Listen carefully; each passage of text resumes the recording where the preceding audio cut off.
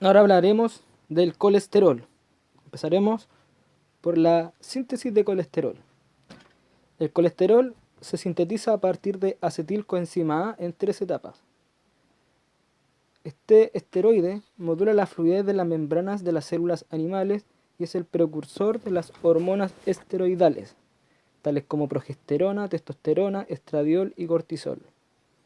Los 27 átomos de carbono del colesterol proceden del acetil-CoA mediante un proceso de síntesis en 3 etapas.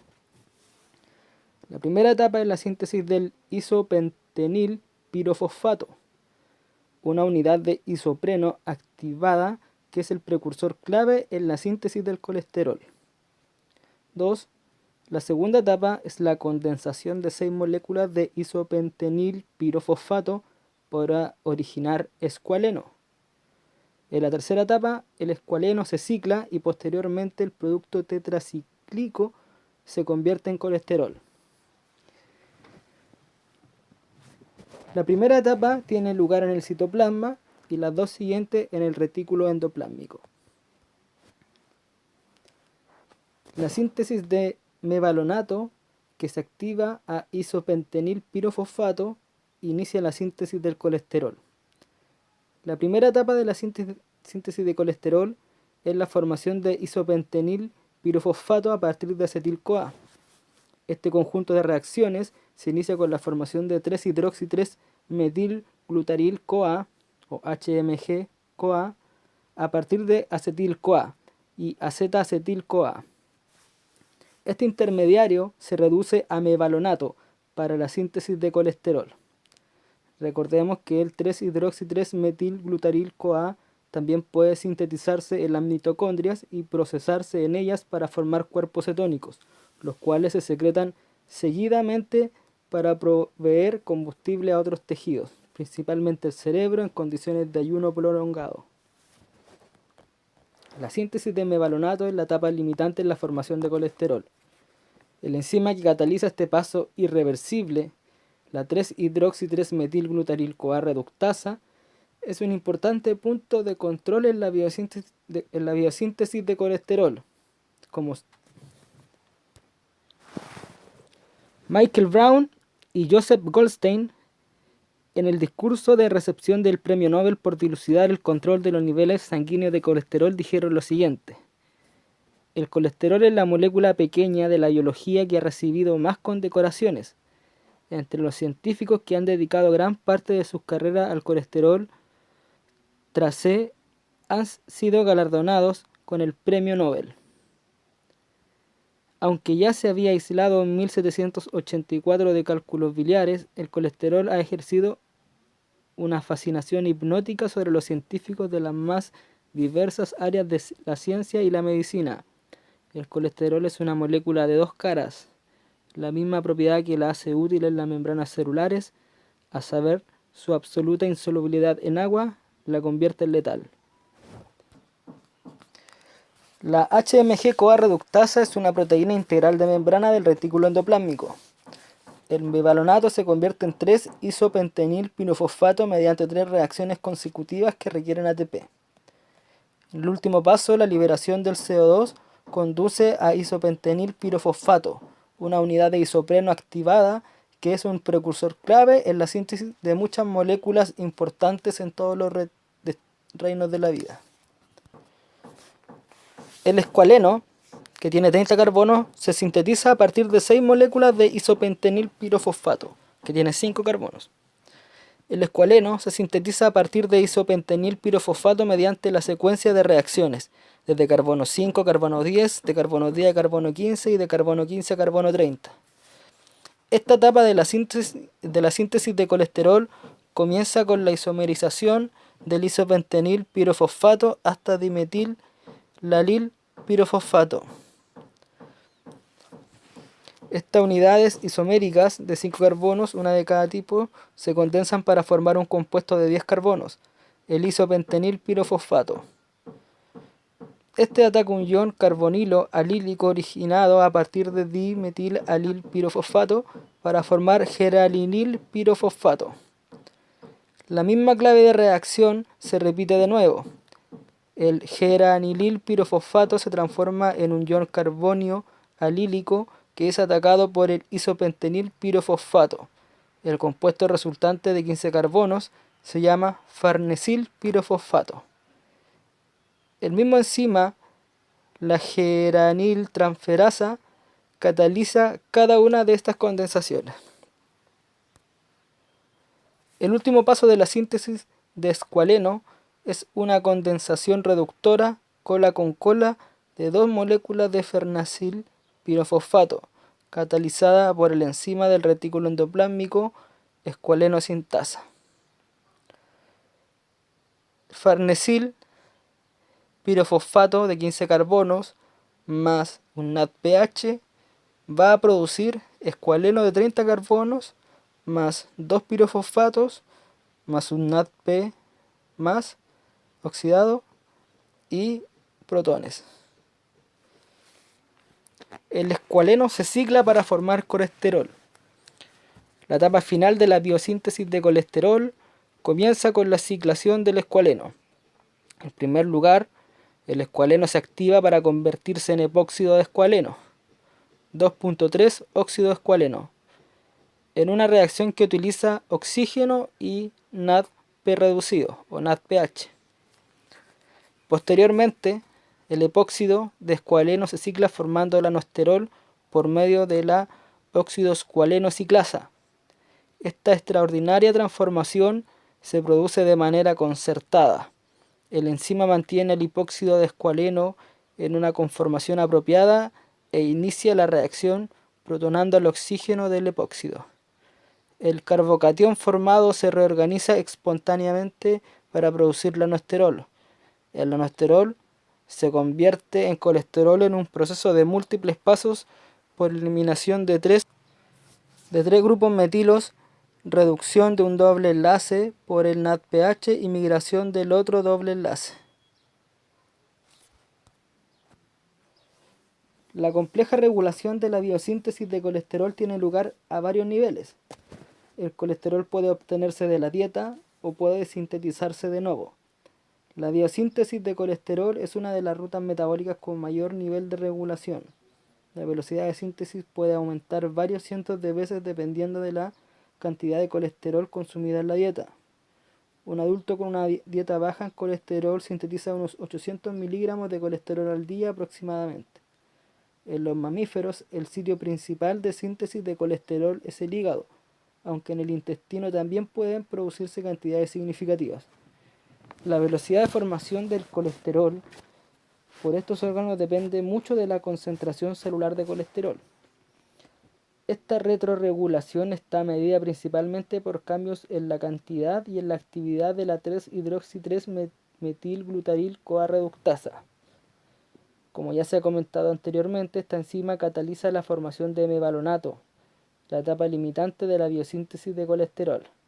La HMG-CoA reductasa se controla de múltiples maneras. 1. La velocidad de síntesis del RNA mensajero de la reductasa está controlada por la proteína que une el elemento regulador de esteroides, SRBP.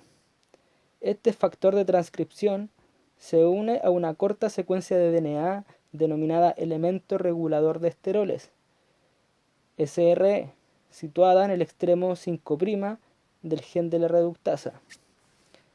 Este factor se une al SRE cuando son bajos niveles de colesterol y actúa potenciando la transcripción. En su estado inactivo, la CRBP está anclada en la membrana del retículo endoplásmico, donde está asociada con la proteína que activa la escisión de SRBP, que se llama SCAP, una proteína que activa el clivaje. Es una proteína también integral de membrana. La SCAP es un sensor de colesterol. Cuando la concentración de colesterol desciende, SCAP acompaña a SRBP en pequeñas vesículas de membrana hacia el complejo de Golgi, donde se libera la membrana por medio de dos escisiones proteolíticas específicas. La primera escisión libera un fragmento de SRBP a partir de SCAP, mientras que la segunda sesión libera el dominio regulador de la membrana. En la membrana, la proteína liberada migra al núcleo y se une al SRE del gen de la HMG-CoA reductasa, así como a varios otros genes de la biosintética del colesterol, para con esto aumentar la transcripción.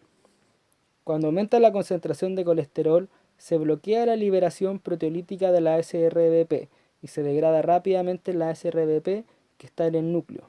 Estos dos eventos detienen la transcripción de los genes de la vía biosintética del colesterol.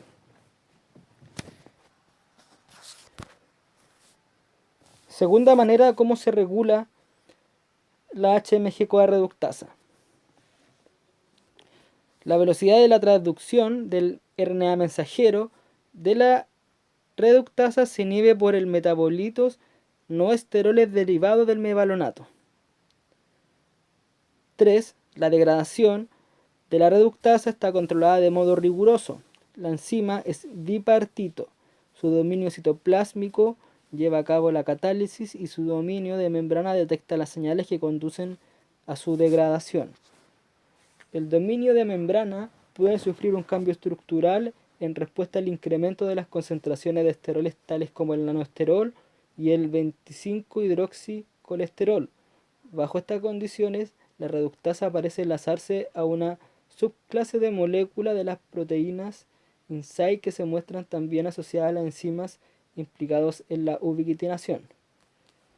La reductasa se poliubiquitina y posteriormente se separa de la membrana en un proceso que requiere geranil-geraniol.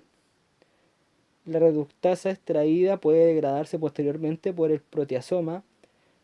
La cantidad de enzima en la célula se puede regular más de 200 veces mediante la combinación de estos tres mecanismos reguladores.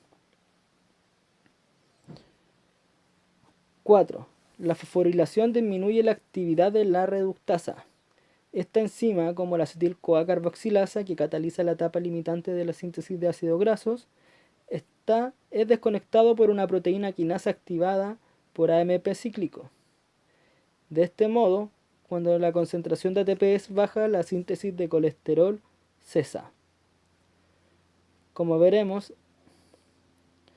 los 4 mecanismos de regulación están modulando por receptores sensibles a la presencia de colesterol en sangre.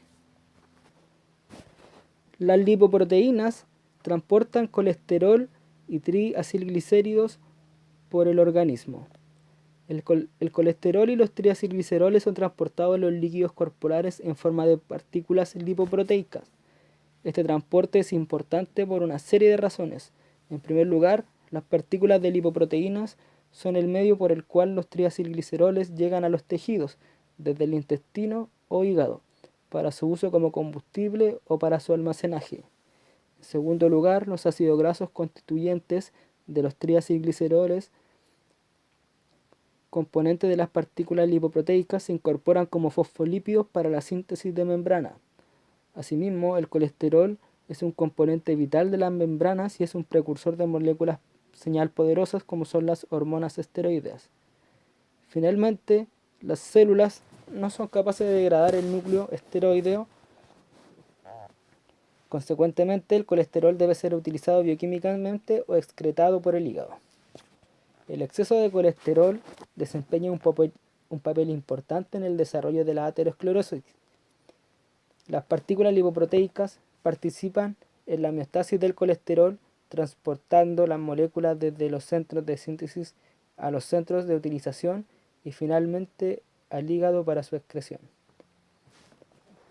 Cada lipoproteína consta de un núcleo central formado por lípidos hidrofóbicos, rodeado de una envoltura formada por lípidos más polares y por proteínas. Los componentes proteicos de estos agregados macromoleculares tienen dos funciones.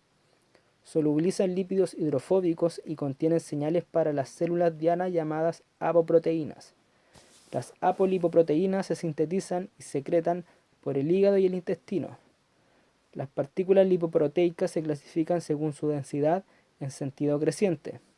Kilomicrones, remanentes de kilomicrones, lipoproteínas de muy baja densidad, VLDL, lipoproteínas de densidad intermedia, IDL, lipoproteínas de baja densidad, LDL, y lipoproteínas de alta densidad, HDL.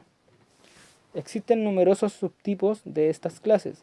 Además, las partículas de lipoproteína pueden pasar de una clase a otra al cambiar de densidad, liberando o recogiendo su carga. Los triacilgliceroles, el colesterol y otros lípidos de la dieta se transportan desde el intestino en forma de grandes kilomicrones. Estas partículas tienen una densidad muy baja porque los triacilgliceroles constituyen aproximadamente el 90% de su contenido. La apoproteína B48, ApoB48, una proteína grande de 240 kilodalton, forma una envoltura esférica anfipática alrededor del glóbulo de grasa. La cara externa de esta envoltura es hidrofílica. Los triacilgliceroles de los kilomicrones se liberan por hidrólisis mediante las lipoproteínas lipasas. Estos enzimas se localizan en el revestimiento de los vasos sanguíneos, del músculo y de otros tejidos que utilizan ácidos grasos como combustible o para la síntesis de grasa. El hígado capta el residuo rico en colesterol, conocido como remanente de kilomicrones. Las partículas lipoproteicas son también cruciales para el transporte de lípidos del hígado, el cual es el centro principal de triacilgliceroles y de colesterol, a otros tejidos del cuerpo. Los triacilgliceroles y el colesterol que están en exceso para las propias necesidades del hígado se exportan a la sangre en forma de lipoproteínas de muy baja densidad. Estas partículas son estabilizadas por dos lipoproteínas, la ApoB100 y la ApoE. La ApoB100, una de las mayores proteínas que se conocen, tiene 513 kilodalton de peso molecular. Es una versión más larga de la ApoB48. Ambas proteínas ApoB están codificadas por el mismo gen y se producen a partir de la misma copia del transcrito de RNA inicial. En el intestino, la edición del RNA modifica el transcrito original del RNA mensajero para la ApoB48, la forma truncada. Los triacilgliceroles de las lipoproteínas de muy baja densidad, como ocurre con los kilomicrones, son hidrolizados por las lipasas de la superficie de los capilares y los ácidos grasos liberados son absorbidos por el músculo y otros tejidos. Los remanentes resultantes ricos en esteres de colesterol se llaman lipoproteínas de densidad intermedia, IDL. Estas partículas tienen dos destinos. El hígado capta la mitad de ellas mediante procesado, mientras que la otra mitad se convierte en lipoproteínas de baja densidad por la eliminación de más triacilgliceroles, gracias a las lipasas tisulares que absorben los ácidos grasos liberados. La lipoproteína de baja densidad es el principal transportador de colesterol en la sangre. Estas partículas contienen un núcleo con unas 1500 moléculas de colesterol esterificado con ácidos grasos. El ácido graso más frecuente en estos esteres es el linoleato, un ácido graso poliinsaturado. Este núcleo muy hidrofóbico está rodeado por una envoltura de fosfolípidos y colesterol no esterificado. La envoltura también contiene una única copia de P100 que reconoce las células diana. El papel de la LDL es transportar el colesterol a los tejidos periféricos y regular la síntesis de nuevo del colesterol en estos lugares. La lipoproteína de alta densidad cumple una misión diferente, que consiste en captar el colesterol liberado en el plasma procedente de células que mueren y del recambio de membranas y entregar el colesterol al hígado para ser excretado. Una aciltransferasa presente en la HDL esterifica este colesterol que es transferido a la VLDL o a la LDL por una proteína de transferencia específica o bien retorna al hígado en la propia HDL. Las lipoproteínas de baja densidad desempeñan un papel clave en el metabolismo del colesterol. El metabolismo del colesterol debe regularse con precisión para prevenir la aterosclerosis. El modo de controlarlo en el hígado, el principal centro de síntesis del colesterol, ya se ha estudiado. El colesterol de la dieta reduce la actividad y la concentración de la 3-hidroximetil-glutaril-CoA reductasa, el enzima que cataliza la etapa limitante. Los recursos de los estudios realizados por Michael Brown y Joseph Goldstein han arrojado mucha luz sobre el control del metabolismo del colesterol en tejidos extrahepáticos. En general, las células distintas de las hepáticas e intestinales obtienen el colesterol del plasma, en vez de sintetizarlo de nuevo. En concreto, su fuente principal de colesterol es la lipoproteína de baja densidad. El proceso de captación de LDL, denominado endocitosis mediada por receptor, constituye un ejemplo paradigmático de la captación de muchas moléculas. La endocitosis comienza cuando la lipoproteína B100 de la superficie de la partícula de LDL se une a una proteína receptora específica de la membrana plasmática de las células extrahepáticas. Los receptores de LDL están localizados en zonas especializadas llamadas cavidades o vesículas revestidas, que contienen una proteína especializada denominada clatrina. El complejo receptor LDL se introduce en la célula por endocitosis, es decir, la membrana plasmática contigua al complejo se invagina y luego se fusiona formando una vesícula endocítica, llamada endosoma. El endosoma está acidificado, lo que provoca que el receptor libere su carga. El receptor vuelve a la membrana celular en una vesícula que se recicla. El ciclo para este proceso del receptor es de unos 10 minutos durante su vida media, que es aproximadamente de un día. El receptor puede introducir cientos de partículas de LDL en la célula. Las vesículas que contienen LDL se fusionan posteriormente con los lisosomas, vesículas acídicas que poseen una amplia gama de enzimas degradativas. El componente proteico de la LDL se hidroliza liberando aminoácidos libres.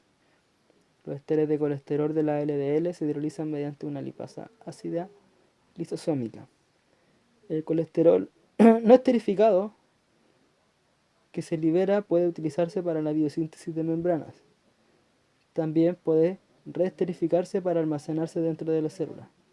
De hecho, el colesterol libre activa la acil-CoA, colesterol aciltransferasa o ACAT, el enzima que cataliza esta reacción. El colesterol reesterificado contiene principalmente oleato y palmitoleato, que son ácidos grasos monoinsaturados, a diferencia de los esteres de colesterol en la LDL, que son ricos en linoleato, un ácido graso poliinsaturado. Es imprescindible que el colesterol se reesterifique, puesto que las concentraciones elevadas de colesterol no esterificado alteran la integridad de las membranas celulares. La propia síntesis del receptor de LDL está sujeta a retroregulación.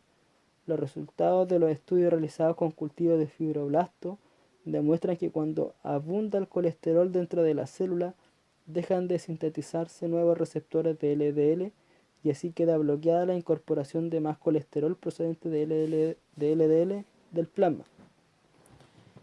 El gen que codifica el receptor de LDL, como sucede con el de la reductasa, está regulado por la SRBP, que se une a un elemento regulador de esteroides que controla la velocidad de síntesis del RNA mensajero. La carencia del receptor de LDL origina hipercolesterolemia y aterosclerosis. La importancia fisiológica de los receptores de LDL fue revelada por estudios pioneros por Brown y Goldstein sobre la hipercolesterolemia familiar. En esta anomalía genética, la concentración total de colesterol y de LDL en el plasma es sumamente elevada, como resultado de una mutación en un único locus autosómico. En los individuos homocigotos, un valor típico de la colesterolemia es de 680 miligramos por decilitro, a diferencia de los 300 miligramos por decilitro de los heterocigotos. Se considera óptima una colesterolemia menor a 200 miligramos por decilitro, pero la mayoría de la población tiene concentraciones más altas. En la hipercolesterolemia familiar, el colesterol se deposita en varios tejidos debido a la elevada concentración de colesterol LDL en el plasma. En piel y tendones aparecen predominantes nódulos de colesterol llamados xantomas,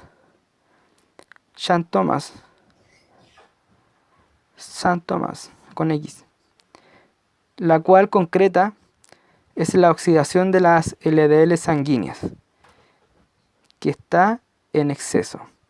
A las formas oxidadas de LDL se les denomina OXLDL.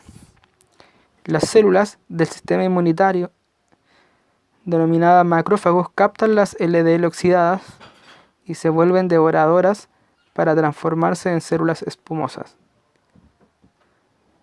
Estas células espumosas se atascan en las paredes de los vasos sanguíneos y contribuyen a la formación de placas ateroscleróticas que causan el estrechamiento de las arterias y provocan los ataques cardíacos. De hecho, la mayoría de los individuos homocigotos muere de enfermedad arterial cardíaca en la infancia. La enfermedad de los heterocigotos, una cada 500 personas, tiene un curso clínico más leve y más variable. El efecto molecular en la mayoría de los casos de hipercolesterolemia familiar es la carencia o la deficiencia de receptores funcionales para las LDL oxidadas. Se han identificado las mutaciones de los receptores que alteran cada una de las etapas de la vía en la endocitosis. Los individuos homocigotos casi no tienen receptores funcionales para la LDL, mientras que los heterocigotos tienen alrededor de la mitad del número normal. En consecuencia, la entrada de las LDL en las células del hígado y otros tejidos está perturbada, lo que incrementa la concentración de LDL en el plasma. Además, entran menos IDL al hígado, porque la entrada de IDL también está mediada por el receptor de LDL. En consecuencia, las IDL permanecen en sangre más tiempo en los pacientes con hipercolesterolemia familiar que en la población normal, y la mayor parte de las IDL en estos pacientes se transforman en LDL. Todas las consecuencias deleterias de la falta o insuficiencia de receptores para la LDL puede atribuirse al subsiguiente incremento de colesterol LDL en sangre.